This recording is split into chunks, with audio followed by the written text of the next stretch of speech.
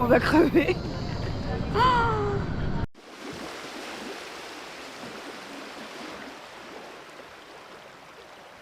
Les alentours du mont Fuji, c'est clairement l'une des régions qu'on voulait le plus découvrir au Japon. La plupart des voyageurs n'y passent qu'1 ou 2 jours, mais nous on a choisi de prendre le temps et d'y rester 5 jours complets. Et honnêtement, aucun regret. Il y a énormément de choses à faire ici, et surtout, rester plus longtemps permet de multiplier ses chances de voir le volcan sacré entièrement dégagé. Parce qu'en réalité, il est visible moins d'un tiers de l'année, et en août c'est encore plus rare. Dans cette vidéo, on t'emmène autour des lacs pour des balades incroyables, au point de vue mythique de la pagode Shureito, dans la forêt d'Aokigahara, jusqu'à l'ascension du mont Fuji, sans oublier un festival de feux d'artifice et une journée à Fuji-Q Island. Il faut à peu près 3 heures de bus depuis Shibuya pour atteindre le mont Fuji. Et sur la route, on sent déjà qu'on se rapproche de quelque chose de spécial. On pose nos valises à Fujikawaguchiko, une petite ville connue pour son lac, et surtout pour offrir l'une des plus belles vues sur la montagne la plus emblématique du Japon.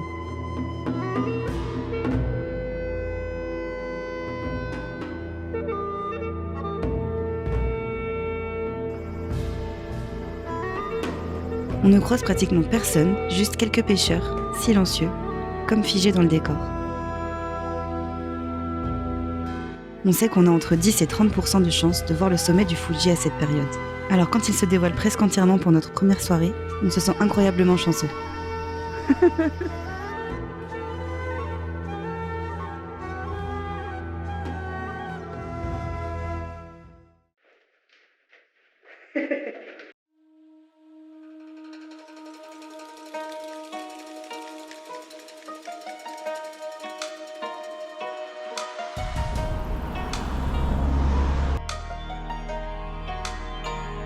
Réveil très matinal pour découvrir l'un des spots les plus incontournables du Japon sans la foule. C'est parti pour monter les 400 marches. Putain. On marche pendant 1 heure jusqu'à l'entrée du sanctuaire où se trouve la célèbre pagode de Shureito. Et clairement, se lever si tôt en valait largement la peine. On se retrouve face à une vue complètement dingue, avec le mont Fuji en toile de fond, et on est presque tout seul.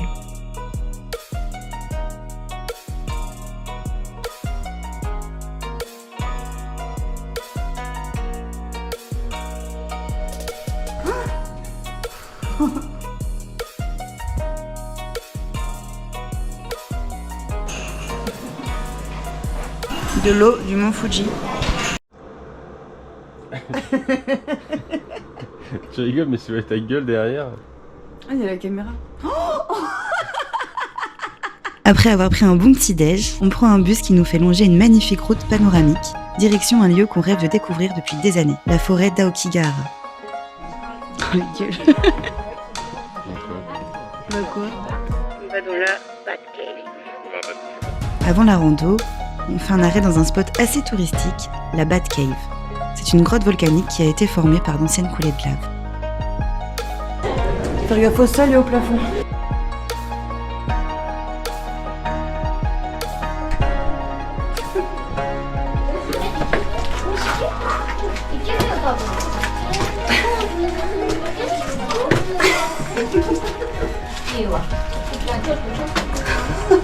On entre dans la forêt d'Aokigahara. Il n'y a aucun bruit. Quoi? Ça pété. La forêt d'Aokigahara s'étend sur 30 km² à la base du mont Fuji. Une grande partie a poussé sur d'anciennes coulées de lave issues de la grande éruption de 864. Le sol irrégulier, recouvert de mousse et des racines entremêlées, donne une atmosphère vraiment particulière. Aokigahara est aussi tristement célèbre pour le nombre de personnes qui s'y sont donné la mort depuis les années 50, ce qui lui vaut le surnom de « forêt des suicides ». Autour de cette sombre réputation, de nombreux mythes ont émergé. Certains racontent que la forêt serait hantée par des esprits errants, mais au-delà de ces histoires, Aokigahara est avant tout une beauté sauvage, un lieu où la nature est reine, où la végétation et la faune sont omniprésentes.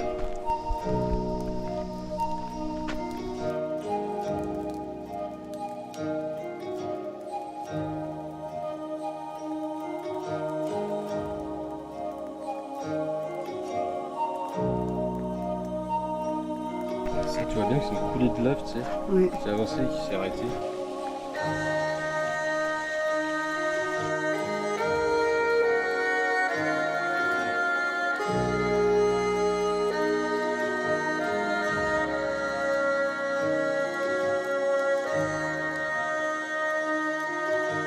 Sur le chemin, on découvre un endroit très mystique, la Ryugu Cave, aussi appelée la grotte du palais du dragon.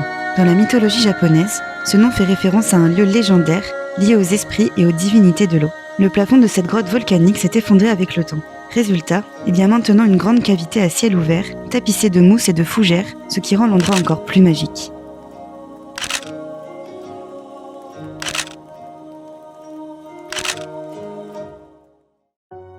Aujourd'hui, on s'attaque à l'ascension du mont Fuji, la plus haute montagne du Japon culminant à 3776 mètres. Ce volcan actif menace de se réveiller d'un jour à l'autre et attire chaque été entre 200 et 300 000 visiteurs. On a nos bracelets. Le mont Fuji n'est pas seulement un volcan. Il est vénéré comme une entité divine par les Japonais, symbole de pureté et de spiritualité, et le gravir représente un véritable pèlerinage. Il existe 4 sentiers pour atteindre le sommet. Nous, on a choisi Yoshida. C'est le plus fréquenté, mais aussi le plus accessible depuis Fuji Kawaguchi-go.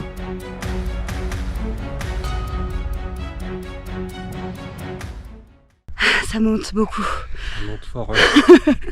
Ça monte tout le temps. Là, on est qu'au début. Ça fait 40 minutes déjà.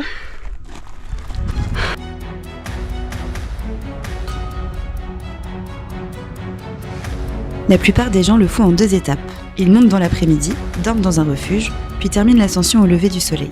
De notre côté, pour éviter les bouchons au sommet, on a préféré le faire en une seule journée. Mais c'est un défi sportif plus important. Il y a 3000 mètres de dénivelé cumulé à réaliser dans un temps imparti pour ne pas rater le dernier bus. Du coup, on s'est levé à 6h pour prendre le premier bus qui devait nous emmener à la 5e station. Il était à 6h40. Sauf qu'il y avait plein de monde. On n'a pas réussi à monter dans le premier bus. Et en gros, c'est hyper short pour réussir à arriver au sommet. Parce qu'il y a à peu près entre 5 et 8 heures de montée pour aller jusqu'en haut. Et entre 2 heures et 5 heures de descente. Non, n'importe quoi. Je sais plus. Enfin bref, il y a beaucoup d'heures pour monter et descendre. Et là, on a réussi à arriver à la 7e station en 1 heure. Donc pour l'instant, on est bon. Mais on ne sait pas encore si on va arriver au sommet. Au début de l'ascension, on a croisé une dame qui nous a complètement démotivés en nous disant qu'on n'arriverait jamais au sommet dans les temps. Franchement, ne faites jamais ça, c'est vraiment pas cool. Heureusement, on a réussi à vite se rebooster pour atteindre notre objectif, mais ça nous a vraiment énervés. Pendant la montée, il y a plusieurs stations avec des toilettes, de quoi acheter à manger et à boire. C'est super important de faire des pauses pour s'acclimater à l'altitude et de bien rester hydraté, surtout à partir de 3000 mètres où les effets commencent à se sentir. Là, on est arrivé à la 8e station. 3100 mètres d'altitude. Et on a mis 2 heures. Donc on a été plus vite que prévu. Il faudrait aller moins vite. Et là du coup on a le souffle un peu court et on va faire une grande pause pour s'acclimater un peu à l'altitude. Et pour arriver au bout. Mais normalement on devrait réussir à atteindre le sommet. Et c'est hyper beau. À la 8e station, on a eu la chance de croiser Kokishi Akuzawa, un ancien alpiniste de 102 ans qui a réussi à gravir le mont Fuji avec sa famille ce jour-là. Il détient maintenant le record de la personne la plus âgée à avoir accompli cet exploit.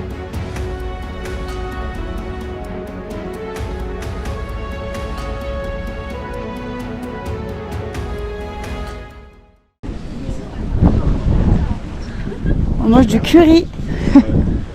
Mais il y a trop de vent.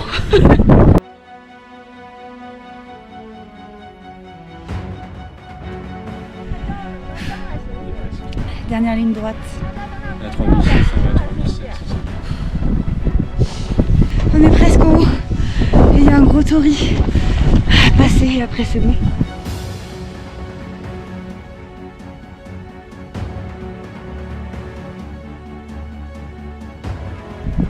Ah, je suis encore de moi.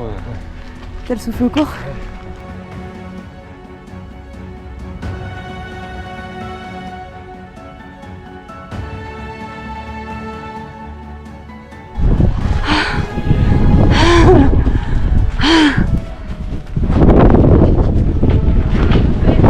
On est au sommet. Oh.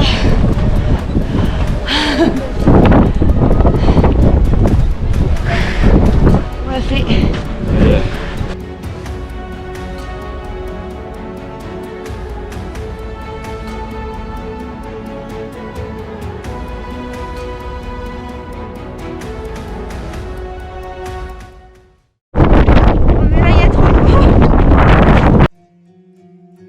va pas se mentir, on a trouvé la descente bien pire que la montée. Il y a beaucoup de vent, le vide juste à côté, on est épuisé, les jambes en vrac, des cailloux qui rentrent dans nos chaussures. C'est très pentu, à la moindre inattention on tombe. Bref, l'enfer.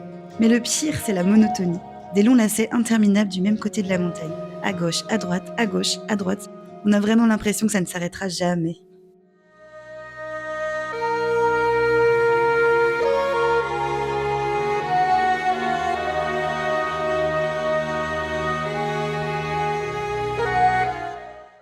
Enfin, des arbres.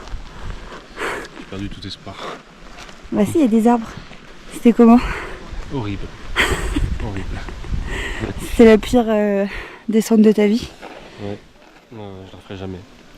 Pas une seule fois.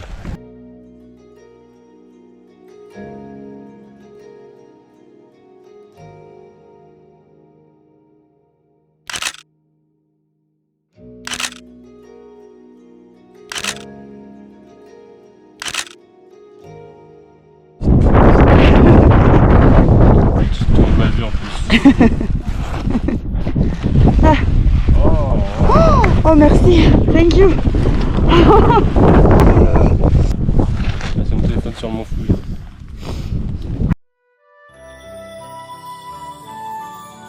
Après cette grosse journée d'ascension, on décide de s'accorder une journée un peu plus chill. Bon, spoiler alerte, pas la journée la plus chill de la Terre non plus puisqu'on a quand même fait 17 000 pas. Vous commencez à nous connaître, on a du mal à tenir en place. Mais au moins cette fois, on est sûr du plat.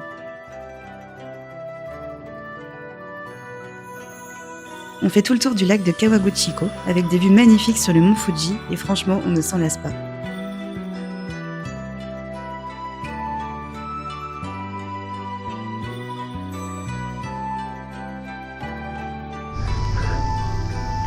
Oh la vache! Mais elle est énorme!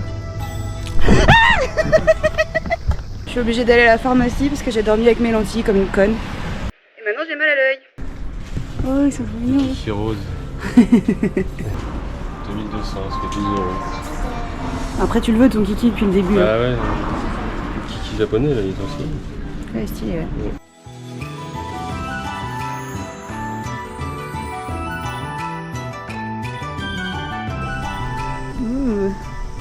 Des araignées partout. C'est magnifique. Alors les pêches, énorme. Hein. Ouais, trop cher aussi. C'est combien déjà? 3,80 € les deux pêches. 3,80 € les deux pêches. Mais c'est les moins cher. Non.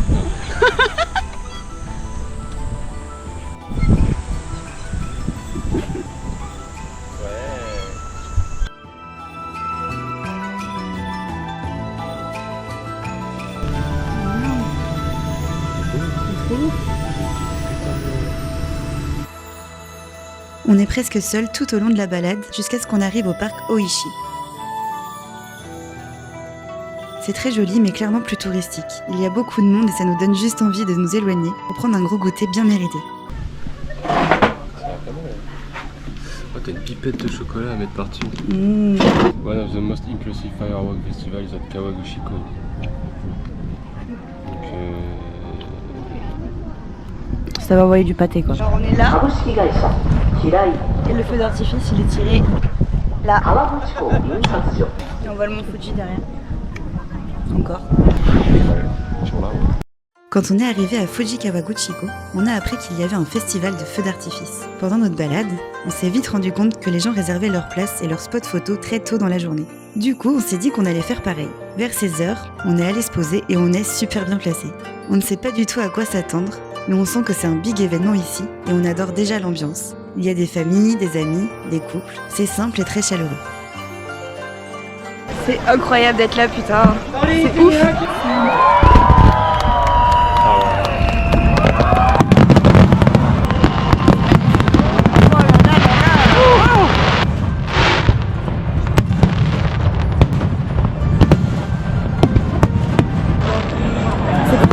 Mais oui, c'est trop stylé. Non mais attends, mais sérieux.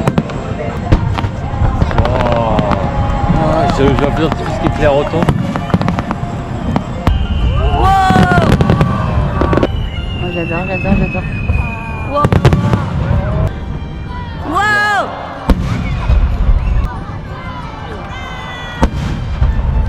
incroyable. C'est incroyable, c'est incroyable, c'est incroyable, c'est incroyable, c'est incroyable. Oh là là là là là là.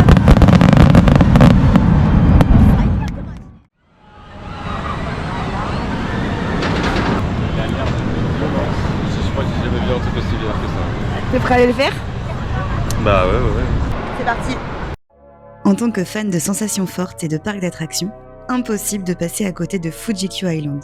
C'est un parc d'attractions situé au pied du mont Fuji, mondialement connu pour ses montagnes russes extrêmes, certaines parmi les plus hautes, les plus rapides et les plus raides du monde. Wow. C'est je tourne. C'est quoi ce truc?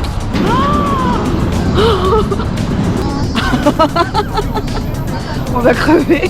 On a survécu. On a survécu, mais c'était terrifiant. C'est le coaster le plus hard qu'on ait jamais fait de toute notre vie. Moi j'ai fermé les yeux tellement j'avais peur. Il a fermé les yeux, on s'est chié dessus. Il y a des descentes, d'un coup t'as l'impression que juste tu vas tomber dans le vide. Il va à 126 km/h. Tu prends 3 grammes. 3 gilets. Enfin bref, c'était... Ah, faut le faire quoi. Faut comprendre, faut le faire.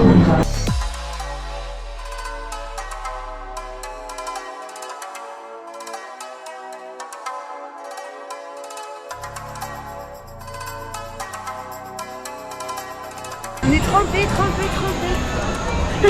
C'est moi qui ai tout pris.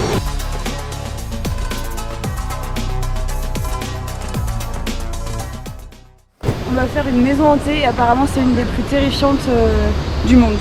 Voilà. C'est pendant 50 minutes à l'intérieur, il y a des acteurs et en fait on sait pas du tout trop à quoi s'attendre. Ouais, on disait que c'était le pire coaster de notre vie et que ça pouvait être difficile de faire pire. Bah non, bah il est là le pire.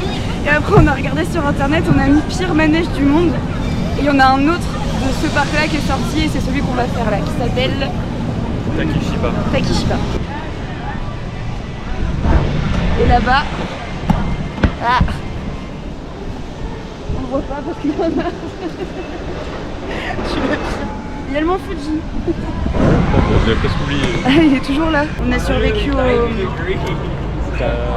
au Takabisha, qui est le... J'ai plus le cerveau. Détenteur du record de la pente la plus pentue. 121 degrés. C'est hardcore. Moi j'ai trouvé pire que l'autre, mais Antoine il a trouvé l'autre pire. Ah ouais, j'ai trouvé. Bah les deux sont hardcore, hein. De toute façon, vraiment c'est hyper vénère. On n'a jamais fait des manèges aussi hardcore, mais c'est trop bien. Bon, vous le voyez, on a le cerveau trop retourné pour vous donner des explications claires. Du coup, je vais reprendre la main. Le Takabisha, c'est juste l'attraction qui a longtemps détenu le record du monde de la chute la plus raide avec 121 degrés. On bascule littéralement au-delà de la verticale et juste avant la chute, le train s'arrête, suspendu dans le vide. On vient de se faire dessiner pour une meuf. Voilà. C'est tout. Quel je choisis? Je vais choisir le rose là.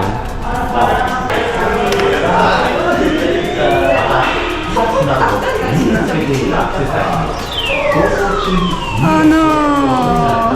Oh non! Mais là t'as pas d'autres 100 yens?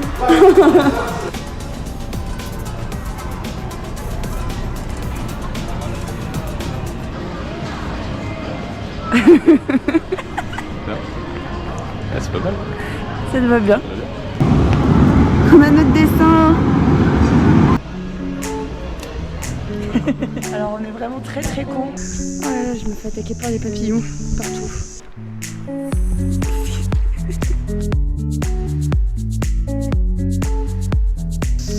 Ah! Il y a un truc qui m'a sauté dessus.